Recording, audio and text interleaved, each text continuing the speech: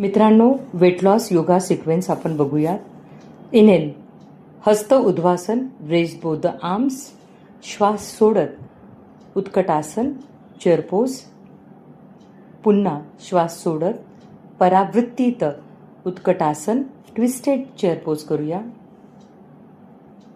काही क्षण थांबल्यानंतर अलगदपणे परावृत्तीत पार्श्व कोणासनामध्ये आपल्याला जायचं आहे. एक पाय पाठीमागे घालून ट्विस्टेड करणारं आसन बघत आहोत. या आसनामधून आपण लिझर्ड पोज, उत्तान प्रस्थासनामध्ये जाऊया. तिथून पुढचं आसन चतुरंग दंडासन, प्लँक पोजमध्ये आपण जाऊया.